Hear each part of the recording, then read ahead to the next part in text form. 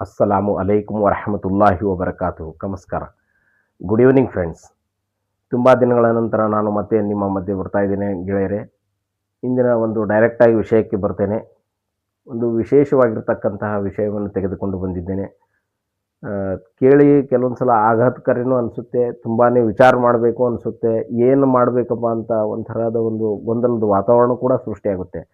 ಎಲ್ಲವೂ ಕೂಡ ಸರ್ಕಾರದ ಮೇಲೆ ಅವಲಂಬಿತವಾಗಿದೆಯೋ, ಸಮಾಜವೂ ಕೂಡ ಇದಕ್ಕೆ ಒಂದು ಜವಾಬ್ದಾರಿ ಇದೆಯೋ, ನಾವೆಲ್ಲರೂ ಕೂಡಿ ಏನು ಮಾಡಬೇಕು, ಸಮಾಜದಲ್ಲಿರ್ತಕ್ಕಂಥ ಜನರು ಯಾವ ರೀತಿ ಇದನ್ನು ನಾವು ಬದಲಾವಣೆ ಮಾಡಬೇಕು ಅನ್ನುವಂಥ ಒಂದು ವಿಷಯ, ಗಂಭೀರವಾಗಿರ್ತಕ್ಕಂಥ ವಿಷಯವನ್ನು ತೆಗೆದುಕೊಂಡು ನಾನು ನಿಮ್ಮ ಮುಂದೆ ಬಂದಿದ್ದೇನೆ.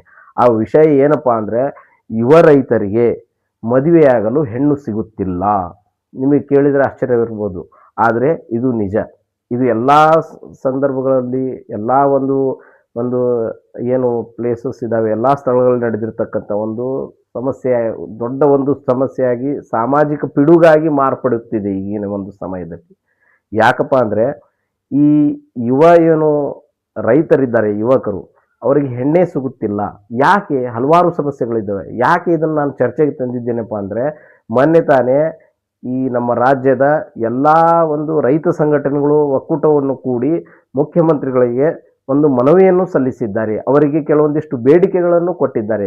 ಏನಪ್ಪ ಆ ಬೇಡಿಕೆಗಳು ಅಂದರೆ, ಅದರಲ್ಲಿ ಪ್ರಮುಖವಾಗಿರ್ತಕ್ಕಂಥ ಬೇಡಿಕೆ ಯಾವುದಂದರೆ, ಯುವ ರೈತರಿಗೆ ಮದುವೆಯಾಗುವಂತಹ ಇಚ್ಛೆ ಪಡುವಂಥ ಮದುವೆಯಾಗಲು ಇಚ್ಛೆ ಪಡುವಂಥ ಒಂದು ಏನು ಹೆಣ್ಣು ಮಕ್ಕಳಿದ್ದಾರೆ, ಅವರಿಗೆ ಪ್ರತಿಯೊಬ್ಬರಿಗೂ 10 ಲಕ್ಷ ರೂಪಾಯಿಯಂತೆ ಒಂದು ಧನ ಸಹಾಯವನ್ನು ಸರ್ಕಾರ ಮಾಡಬೇಕು. ಆ ಮೂಲಕ ಯುವ ರೈತರಿಗೆ ಮದುವೆ ಆಗಲಿಕ್ಕೆ ಒಂದು ಸಹಕಾರಿಯಾಗುವಂಥ ಒಂದು ಯೋಜನೆಯನ್ನು ಸರ್ಕಾರ ಜಾರಿಗೆ ತರಬೇಕು ಅನ್ನುವಂಥ ಒಂದು ಪ್ರಮುಖವಾಗಿರ್ತಕ್ಕ ಅಂಶವನ್ನು ಈ ಎಲ್ಲ ಒಂದು ಸಂಘಟನೆಗಳು ಈಗ ಇದನ್ನು ಜಾರಿಗೆ ತರಬೇಕೆಂದು ಸರ್ಕಾರದ ಮೇಲೆ ಒತ್ತಡ ಹೇರಿವೆ. ಇದು ಯಾಕಪ್ಪ ಈ ರೀತಿ ಆಗ್ತಾ ಇದೆ? ಇದು ಅಷ್ಟೇ ಅಲ್ಲ, ಅವರು ಇನ್ನೂ ಹಲವಾರು ಬೇಡಿಕೆಗಳಿವೆ. ಆದರೆ ಇದು ಒಂದು ಪ್ರಮುಖವಾಗಿರ್ತಕ್ಕಂಥ ಬೇಡಿಕೆಯಾಗಿದೆ. ಈ ಒಂದು ಪ್ರಮುಖವಾದ ಬೇಡಿಕೆ ಈ ಹಿಂದೆಯೂ ಕೂಡ ಯುವ ರೈತರ ಯುವ ವೇದಿಕೆ ಅನ್ನುವಂಥ ಒಂದು ಸಂಘಟನೆ ಈ ಹಿಂದೆಯೂ ಕೂಡ ಮುಖ್ಯಮಂತ್ರಿಗಳನ್ನು ಭೇಟಿಯಾಗಿ 5 ಲಕ್ಷ ರೂಪಾಯಿ ಒಂದು ಯಾವ ಒಂದು ಯುವತಿ ಯುವ ರೈತರಿಗೆ ಮದುವೆ ಆಗಲು ಒಪ್ಪಿಕೊಳ್ಳುತ್ತಾಳೋ ಅಂಥವರಿಗೆ 5 ಲಕ್ಷ ರೂಪಾಯಿ ಕೊಡಬೇಕಂತ ಹೇಳಿ ಸರ್ಕಾರದ ವತಿಯಿಂದ ಧನ ಸಹಾಯವಾದ ರೂಪದಲ್ಲಿ ಆ ಹೆಣ್ಣು ಮಗಳಿಗೆ ಕೊಡಬೇಕನ್ನುವಂಥ, ಅಂದರೆ ಮದುವೆಗೆ ಒಂದು ಸಹಕಾರಿಯಾಗಲಿ, ಆ ರೀತಿಯಾದರೂ ಯುವ ಒಂದು ರೈತರಿಗೆ ಮದುವೆಗಳಾಗಲಿ ಅನ್ನುವಂಥ ಒಂದು ಉದ್ದೇಶವನ್ನು ಇಟ್ಟುಕೊಂಡು ಆ ಒಂದು ಸಂದರ್ಭದಲ್ಲಿ ಈ ಹಿಂದೆಯೂ ಕೂಡ ಮನವಿಯನ್ನು ಸರ್ಕಾರಕ್ಕೆ ಸಲ್ಲಿಸಲಾಗಿತ್ತು. ಆದರೆ ಈ ಸಲ ಅದನ್ನು 10 ಲಕ್ಷಕ್ಕೆ ಏರಿಸಬೇಕು. ಅಂದರೆ ಅದೇನು ಆ ಸಂದರ್ಭದಲ್ಲಿ 5 ಲಕ್ಷಕ್ಕೆ ಕೊಡಬೇಕಂತ ಮನವಿ ಆಗಿತ್ತು, ಅದೇನು ಸರ್ಕಾರ ಅದನ್ನು ಜಾರಿಗೆ ತಂದಿಲ್ಲ. ಆದರೆ ಈ ಸಲ ಹೊಸದಾದ ಒಂದು ರೀತಿಯಲ್ಲಿ 10 ಲಕ್ಷ ರೂಪಾಯಿ ಕೊಡಬೇಕಂತ ಆ ಒಂದು ಸಂಘಟನೆಗಳು ಸರ್ಕಾರಕ್ಕೆ ಒತ್ತಾಯವನ್ನು ಮಾಡಿವೆ. ಇದು ನಿಜವಾಗ್ಲೂ ಕೂಡ ನಾವೆಲ್ಲರೂ ವಿಚಾರ ಮಾಡುವಂಥ ವಿಷಯ. ಪ್ರತಿಯೊಬ್ಬರು ನೌಕರಿ ಇರುವಂತಹ ಒಂದು ಗಂಡ ನನಗೆ ಬೇಕು ಅನ್ನುವಂಥ ಹೆಣ್ಣು ಮಕ್ಕಳ ಒಂದು ಆಶೆ ಇರುತ್ತೆ. ಮತ್ತು ಅವರೆಲ್ಲರ ಒಂದು ಕುಟುಂಬಸ್ಥರ ತಂದೆ ತಾಯಿಗಳು ವಿಶೇಷವಾಗಿ ತನ್ನ ಮಗಳಿಗೆ ಈ ಒಂದು ನೌಕರಿ, ಸರ್ಕಾರಿ ನೌಕರಿ ಇರತಕ್ಕಂತಹ ಒಂದು ಅಳಿಯಾನೇ ನಮಗೆ ಬೇಕು, ನಮಗೆ ಬೇಕು ಅನ್ನುವಂಥ ಒಂದು ಉದ್ದೇಶವನ್ನು ಇಟ್ಟುಕೊಂಡಿರ್ತಾರೆ. ಏನು ಮಾಡ್ತಾನೆ ಅಂತ ಕೇಳ್ತಾರೆ. ರೈತ ಇದ್ದಾನೆ ಅಂದರೆ, ಇಲ್ಲಪ್ಪ ನಾವು ಹೆಣ್ಣು ಕೊಡುವುದಿಲ್ಲ, ನಮ್ಮ ಹೆಣ್ಣು ಮಕ್ಕಳು ಆ ಹೊಲದಲ್ಲಿ ದುಡಿಯುವಂಥವ್ರಲ್ಲ. ಆದರೆ ಇವರಿಗೆ ಕೇಳ್ತಾರೆ, ಹೊಲ ಇದೆ ಅಂತ ಕೇಳ್ತಾರೆ, ಎಷ್ಟು ಭೂಮಿ ಇದೆ, ಎಷ್ಟು ಎಕರೆ ಇದೆ ಅಂತ ಕೇಳ್ತಾರೆ. ಇಷ್ಟು ಎಕರೆ ಇದೆ, ಒಳ್ಳೆಯದಾಯಿತು.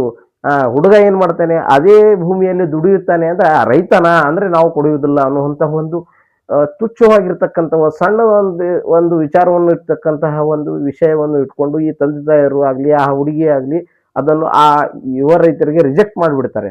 ಆ ಒಂದು ಸಂದರ್ಭದಲ್ಲಿ ಸಾಕಷ್ಟು ಒಂದು ಒತ್ತಡಕ್ಕೆ ಒಳಗಾಗ್ತಾರೆ.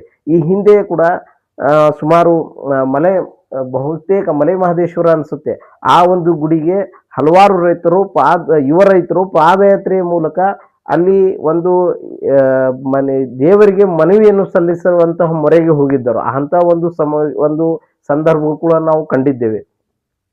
ಯಾಕೆ ಈ ಥರ ಆಗ್ತಾ ಇದೆ ಅಂದರೆ, ಯಾರೇ ಕೂಡ ಇರಲಿ ಸೆಕ್ಯೂರಿಟಿ ಫೀಲ್ನ ಇನ್ಸೆಕ್ಯೂರಿಟಿ, ಅಂದರೆ ರೈತ ಇದ್ರೆ ಇನ್ಸೆಕ್ಯೂರಿಟಿ ಫೀಲ್ ಆಗುತ್ತೆ ಅವರಿಗೆ. ಭವಿಷ್ಯ ಎಲ್ಲಿ ಇದೆಯೋ ಇಲ್ಲೋ, ಎಲ್ಲಿ ಇವರು ಸಾಲದ ಸುಳಿಯಲ್ಲಿ ಸಿಕ್ಕಾಕೊಂಡು ಆತ್ಮಹತ್ಯೆ ಮಾಡಿಕೊಳ್ಳುತ್ತಾರೆ ಅನ್ನುವಂಥ ಒಂದು ಮನೋಭಾವನೆ ಕೂಡ ಅತಿ ಹೆಚ್ಚಾಗಿದೆ. ಇದು ನಿಜವೂ ಕೂಡ, ಈ ರೀತಿ ಆಗ್ತಾ ಇರೋದು ಕೂಡ ನಿಜ.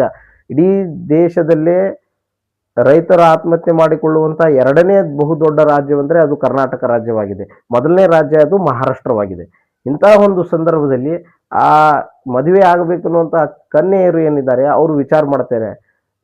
ಯಾಕಂದ್ರೆ ಅವರು ಚಿಕ್ಕಂದಿನಿಂದ ನೋಡ್ಕೊಳ್ತಾ ಬಂದಿರ್ತಾರೆ ರೈತರ ಒಂದು ಸಮಸ್ಯೆಗಳು ಏನಿದ್ದಾವೆ. ಯಾವಾಗಲೂ ರೈತರು ಬೀದಿಯ ಬದಿಯಲ್ಲಿ ಬಂದು ಬೀದಿಗೆ ಬಂದು ಹೋರಾಟ ಮಾಡುವಂತ ಪರಿಸ್ಥಿತಿ ಇರುತ್ತೆ. ಪ್ರತಿಯೊಂದು ಸಣ್ಣ ಪುಟ್ಟ ವಿಷಯಕ್ಕೂ ಕೂಡ ಅವರಿಗೆ ರೇಟ್ ಮಿನಿಮಮ್ ಏನಿದೆ, ಈ ತರ ಅವರು ಬೆಳೆದಿರ್ತಕ್ಕಂಥ ಬೆಳೆಗಳಿಗೆ ಮಿನಿಮಮ್ ಆಗಿರ್ತಕ್ಕಂತಹ ಒಂದು ರೇಟ್ ಕೂಡ ಸಿಗುವುದಿಲ್ಲ. ಆ ರೇಟ್ ಕೂಡ ಸಿಗಬೇಕಂದ್ರೂ ಕೂಡ ಅವರು ಈ ಧರಣಿ ಸತ್ಯಾಗ್ರಹಗಳನ್ನು ಮಾಡಬೇಕು, ಹೋರಾಟಗಳನ್ನು ಮಾಡಬೇಕು. ಅದಕ್ಕೆ ಹಲವಾರು ಒಂದು ಅವರು ತನು ಮನುಧನವೆಲ್ಲವನ್ನು ಅರ್ಪಿಸಬೇಕು. ಕೆಲವೊಂದು ಸಲ ಈ ಪೊಲೀಸ್ ಇಲಾಖೆಯಿಂದ ಅವ್ರು ಮಾಡಬೇಕಾದಂಥ ಕರ್ತವ್ಯದಿಂದ ಅನಿವಾರ್ಯತೆಯಿಂದ ಅಲ್ಲಿರ್ತಕ್ಕಂಥ ಹೋರಾಟ ಮಾಡುವಂಥ ರೈತರಲ್ಲಿ ಘರ್ಷಣೆಗಳಾಗುತ್ತವೆ.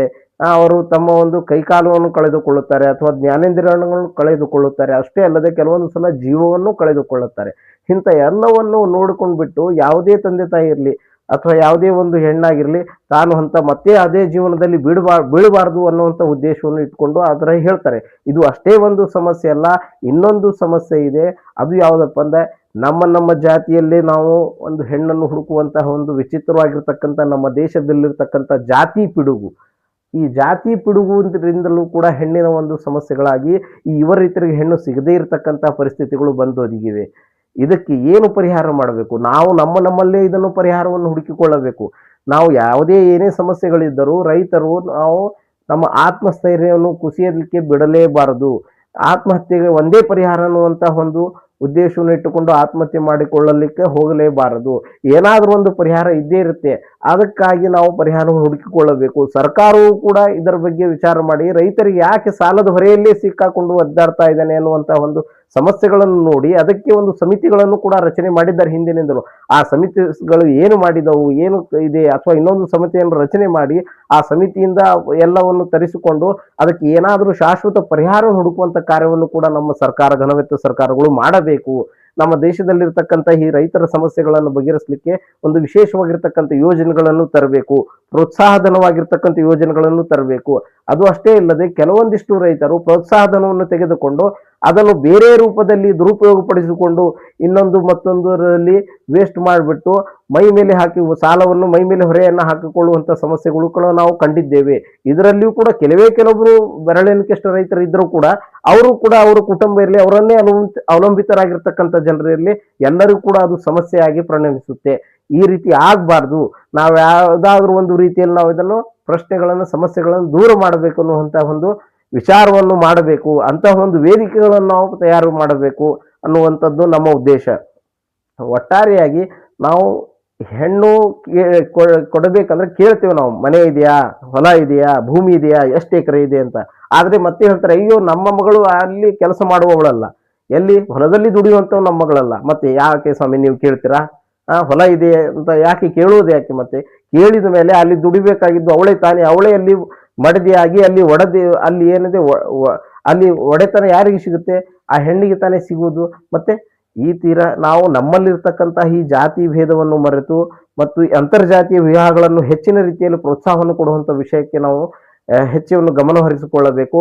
ಮತ್ತು ಯುವ ರೈತರಿಗೆ ನಾವು ಪ್ರೋತ್ಸಾಹದ ರೂಪದಲ್ಲಿ ಯಾವುದಾದ್ರೂ ಒಂದು ಯೋಜನೆಗಳನ್ನು ತರಲೇಬೇಕು. ಇದಕ್ಕೆ ಒಂದು ಪರಿಹಾರವನ್ನು ಹುಡುಕುವತ್ತ ನಾವು ದಾಪುಗಾಲು ಹಾಕಬೇಕು ಅನ್ನೋದೇ ನನ್ನ ಒಂದು ವೈಯಕ್ತಿಕವಾಗಿರ್ತಕ್ಕಂಥ ಸಾಮಾಜಿಕ ಕಳಕಳಿಯೂ ಕೂಡ ಇದಾಗಿದೆ. ನಾವೆಲ್ಲರೂ ಯುವಕರು ಇರಲಿ, ಸರ್ಕಾರ ಇರಲಿ, ಅಥವಾ ಸಮಾಜದ ಹಿರಿಯ ಮುಖಂಡರಿರಲಿ, ಹಿರಿಯರಿರಲಿ, ಎಲ್ಲರೂ ಕೂಡಿಕೊಂಡು ಒಂದು ವಿಚಾರ ವೇದಿಕೆಯನ್ನು ಸಿದ್ಧತೆ ಮಾಡಿಕೊಂಡು ಆ ವಿಚಾರ ವೇದಿಕೆಯಲ್ಲಿ ಇಂಥ ಎಲ್ಲ ಸಮಸ್ಯೆಗಳಿಗೆ ಪರಿಹಾರವನ್ನು ಹುಡುಕುವತ್ತ ನಾವು ಗಮನ ಹರಿಸಬೇಕು ಅನ್ನುವಂಥದ್ದು ನನ್ನ ವೈಯಕ್ತಿಕ ವಿಚಾರವೂ ಕೂಡ ಇದಾಗಿದೆ. ಮತ್ತು ನಾವೆಲ್ಲರೂ ಇದರ ಬಗ್ಗೆ ವಿಚಾರ ಮಾಡಬೇಕು. ರೈತರೇ ದಯಮಾಡಿ ಇದರ ಒಂದು ವೇದಿಕೆ ಮಾಡುವಂಥ ವ್ಯವಸ್ಥೆಯನ್ನು ಮಾಡಿಕೊಳ್ಳಿ ಅಂತ ನಾನು ಹೇಳುತ್ತೇನೆ. ವಿಶೇಷವಾಗಿ ಯುವ ರೈತರಿಗೆ ನಾನು ಹೇಳುವುದಿಷ್ಟೇ, ಮತ್ತು ರೈತರ ಮಕ್ಕಳಿಗೂ ಹೇಳುವುದಿಷ್ಟೇ, ಹಿರಿಯ ರೈತರಿಗೆ ಹೇಳುವುದಿಷ್ಟೇ, ಇಡೀ ಸಮಾಜದವರಿಗೆ ಒಂದು ಕೊನೆಯದಾಗಿರ್ತಕ್ಕಂಥ ಒಂದು ಮಾತನ್ನು ಹೇಳುವುದಿಷ್ಟೇ. ನಾವೆಲ್ಲರೂ ಕೂಡಿ ನಾವು ಇದಕ್ಕೆ ಶಾಶ್ವತ ಒಂದು ಪರಿಹಾರವನ್ನು ಹುಡುಕಲು ಮತ್ತು ಸರ್ಕಾರಕ್ಕೂ ಕೂಡ ನಾನು ವಿಶೇಷವಾಗಿ ಮನವಿ ಮಾಡಿಕೊಳ್ಳುತ್ತೇನೆ.